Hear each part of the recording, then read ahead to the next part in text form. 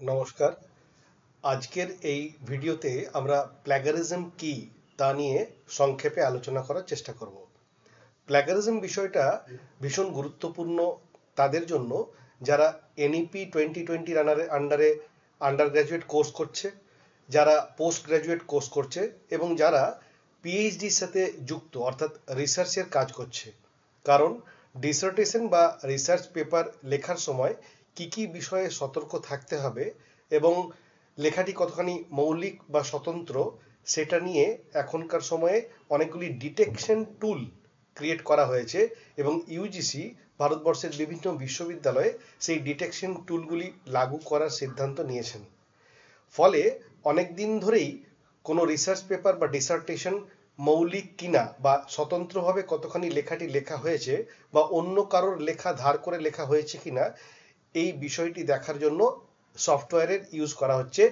আগে ইউজ করা হতো উরকুন্ড, বর্তমানে ইউজ করা হয় টার্নিটিন সফটওয়্যার, যেখানে একজন স্কলারকে তার সফট কপি জমা দিতে হয় লেখাটা, এবং ইউনিভার্সিটি বা কলেজ লেভেলের যিনি কোঅর্ডিনেটর তিনি ওই ইউনিভার্সিটির তরফ থেকে লগ ইন করে টার্নিটিনে ওই সফট কপিটি আপলোড করে দেন এবং পরবর্তী সময়ে দু একদিনের মধ্যে অটো জেনারেটেড পিডিএফ ফাইলের মধ্যে তার একটি রিপোর্ট জেনারেট হয়।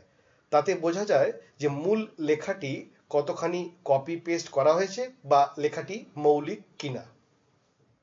প্রথমেই বলা প্রয়োজন যে প্ল্যাগারিজম এই বিষয়টির জন্য গেজেট অফ ইন্ডিয়া 2018-তে 31শে জুলাই একটি নোটিফিকেশন জারি করা হয়। সেই নোটিফিকেশনে পরিষ্কারভাবে প্ল্যাগারিজম সংক্রান্ত নানান আইন, নানান নিয়ম কানুন এবং তার যে কমিটি ফরমেশন সব কিছু ডিটেলসে পরিষ্কারভাবে হিন্দি এবং ইংরেজি দুটো ল্যাঙ্গুয়েজেই বলা রয়েছে। আমাদের এখন জানা প্রয়োজন যে এই যে প্ল্যাগারিজম এই শব্দটি কোথা থেকে এসেছে। প্ল্যাগারিজম শব্দটি একটি ল্যাটিন শব্দ যেটি প্ল্যাগারিয়াস শব্দ থেকে এসেছে, যার মূল অর্থ হলো অন্যের চিন্তা ধারণাকে চুরি করা, কিডন্যাপিং করে নেওয়া।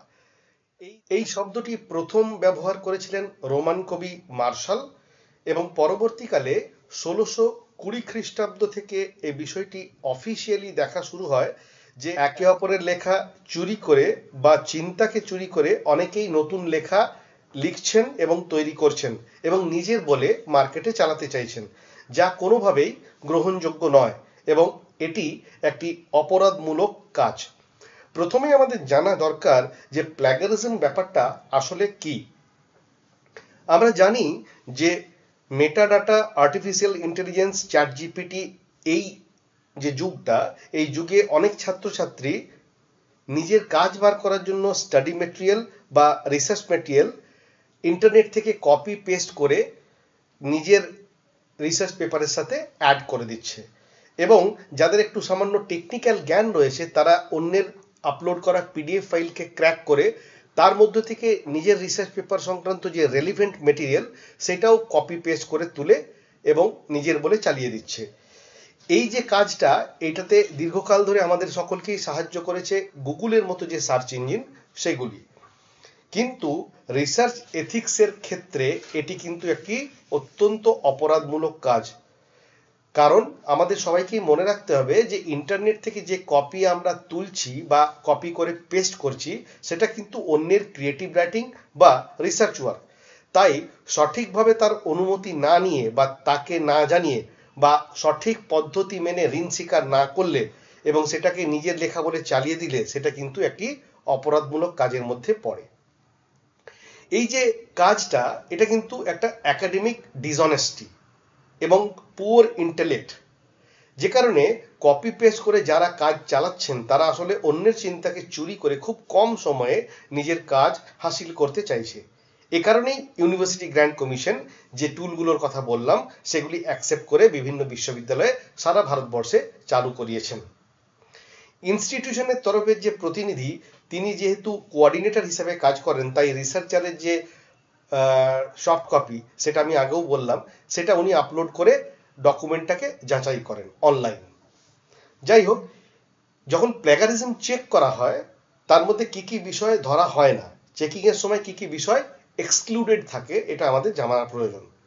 প্রথমত কি, all quoted work reproduced with all necessary permission or attribution, all references, bibliography, table of content, preface and acknowledgements, all generic terms, laws, standard symbols and standard quotations।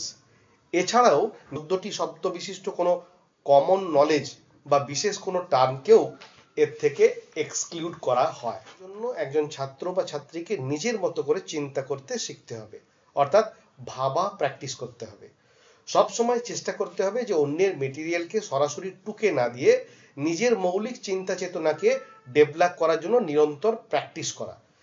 পাশাপাশি যদি অন্যের ক্রিয়েটিভ রাইটিং বা কোনো research পেপারের কোটেশনকে ব্যবহার করতেই হয়, তাহলে অবশ্যই ডিটেলসে পদ্ধতি মেনে তার জন্য ঋণ স্বীকার করা প্রয়োজন।